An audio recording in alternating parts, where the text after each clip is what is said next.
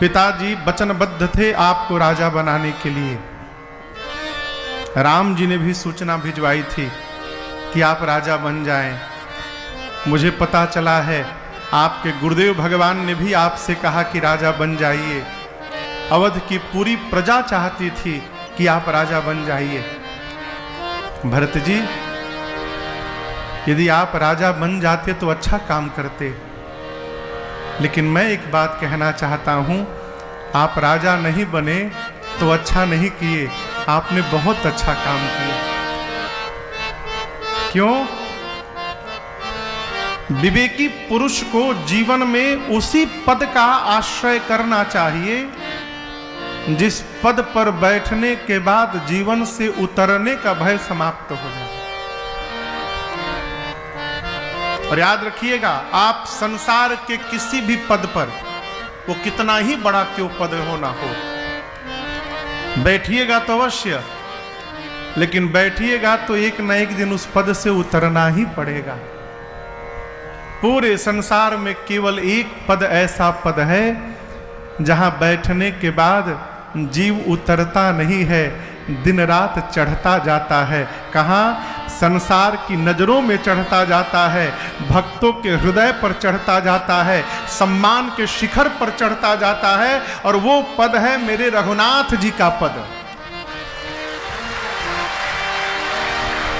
इस पद का आश्रय यदि प्राप्त हो गया तो जीव सदैव ऊंचाई को प्राप्त करता रहेगा।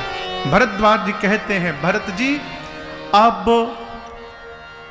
अति कीन्हे हूँ भरत भल, तुम ही उचित मत आपने अति भल किया है। क्यों?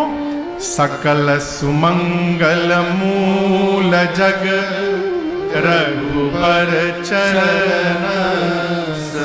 पूरे संसार में आप कहीं भी रहिए, भारत में रहिए, लंदन में रहिए, अमेरिका में रहिए, मॉरिशस में रहिए, अरब में रहिए, कहीं रहिए, यदि आप अपना मंगल चाहते हैं तो संसार में समस्त सुमंगलों का मूल है भगवान के चरणों के प्रति प्रेम। ये मूल है। अब भरत जी, हम तो कहते हैं कि आपका जीवन धन्य है। इस पूरे धरती पर भूरि भाग को तुम ही समाना, आप जैसा दूसरा कौन है? और मैं कहता हूं आपके लिए आश्चर्यजनक बात नहीं है। क्यों? आपके पिता दशरथ हैं और आपके बड़े भैया यदि राम हैं, राम के आप भाई हैं, तो भरत आप ऐसे होंगे ही होंगे, इसमें कोई आश्चर्य होने की बात नहीं है। एक बात मैं आपसे कहना चाहता हूं, राम जी एक रात्रि यहां पर रुके थे, और उस एक रात्रि में मैंने ये देखा, आपके भैया जितना प्रेम आपको करते हैं भरत जी, उतना प्रेम किसी को नहीं करते हैं। भरत जी पूछे, आपको कैसे पता चला?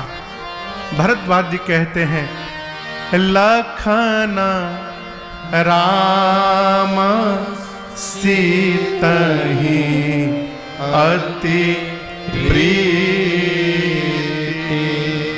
केवल राम जी नहीं, लक्ष्मण जी, राम जी, सीता जी पूरी रात निसी सब तुम्हारी सराहत बीती। देखिए, सामने पूरी दुनिया प्रशंसा करती है, उस मनुष्य का आदर करिएगा जो आपके अनुपस्थिति में आपकी प्रशंसा करता हो। यहां भरद्वाज जी कहते हैं, राम जी, लक्ष्मण जी, सीता जी पूरी रात्रि तीर्थराज प्रयाग में जब रुके तो केवल आप ही की सराहना कर रहे थे। निसी सब तुम ही सराहत भी। और हम एक बात बतावें, सवेरे जब प्रयाग के त्रिवेणी जी में गया स्नान कराने, का रंग है, एक माई अपने 2 साल के बच्चे को पालने में सुला के रोटी बना रही थी। तब तक अचानक बच्चा रोने लगा। बच्चा रोने लगा तो मां उठी और एक झुनझुना समझते हैं, मकान ले लो, ये गाड़ी ले लो, वहां फैक्ट्री ले लो, ये सामान ले लो, ये काम ले लो, ये नौकरी ले लो। लड़का, आदमी, जीव झुनझुना पाके खुश हो गया है, उसी में लगा हुआ है। लेकिन उसी में कोई बिरला महात्मा संत भगवान कितना भी झुनझुना दे, वो इस झुनझुना से जब चुप नहीं होता है तो भगवान उस जीव को अपनी गोद में लेकर बैठ जाते हैं और उसको शिखर पर पहुंचा देते हैं। हम और आप अर्थ प्रधान युग में जी रहे हैं।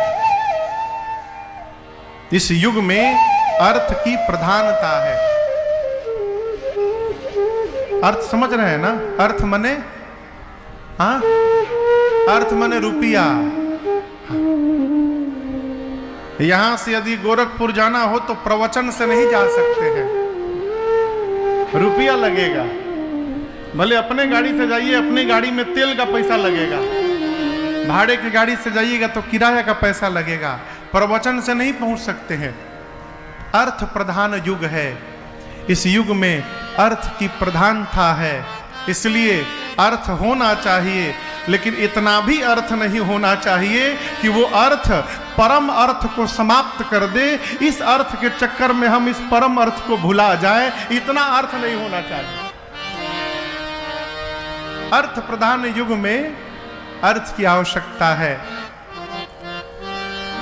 जीवन में जब बहुत सुख सुविधा उपलब्ध हो जाए तो जीव सबसे पहला कार्य करता है, भगवान को भुलाता है।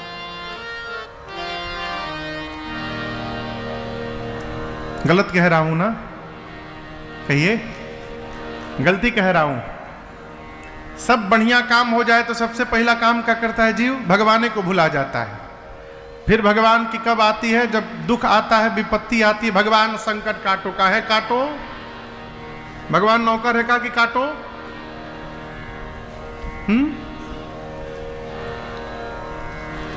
थोड़ी कड़वी बात है। आज भगवान शंकर से कहते रहिए, प्रभु जीवन में कोई न कोई अभाव बना के रखिएगा। क्यों? अभाव यदि बना रहेगा तो भगवान को याद करने का स्वभाव भी बना रहेगा। अभाव स्वभाव बना के रखता है कि भगवान याद आते रहे। जहां अभाव समाप्त हुआ, भगवान ने भूल जाते हैं। मां कुंती से महाभारत के युद्ध के बाद भगवान श्री कृष्ण ने कहा, बुआ, संबंध में तो मैं तुम्हारा भतीजा हूं, लेकिन मैं एक बात कहना चाहता हूं, मैं भगवान हूं, मैं ब्रह्म हूं। और आप ये मानो कि आज आपके सामने आपका भतीजा नहीं खड़ा है, आपके सामने जगत का मालिक खड़ा है, भगवान खड़ा है। और मैं कहता हूं, बुआ, जो मांगना है मांग लो, मोरे नहीं अदेय कुछ तो ही। कुंती जी ने कहा, प्रभु मैं जो मांगूंगी आप मुझे देंगे? कन्हैया ने कहा, भगवान हूं, कुछ भी दे सकता हूं। तब कुंती मां ने कहा, प्रभु देना है तो एक वरदान दीजिए, मेरे जीवन से कभी दुख समाप्त न हो जाए, दुख बना रहे प्रभु। भगवान ने कहा, आपको यही चाहिए? कुंती जी ने कहा, प्रभु बस यही चाहिए। कन्हैया ने कहा, ठीक है, दिया आपको, लेकिन ये बताओ आपने सुख क्यों नहीं मांगा, दुख क्यों मांगा? कुंती मां ने कहा, प्रभु जब जीवन में सुख आता है तो आप दूर चले जाते हैं, और जब दुख आता है तो केवल आप ही एक है जो पास में दिखाई पड़ते हैं, फिर दूसरा कोई दिखाई नहीं देता ना। मैं चाहती हूं आपकी नैकट्यता जीवन में सदैव बनी रहे, इसलिए दुख रहे। इसलिए प्रार्थना करिए कुछ न कुछ अभाव रहे।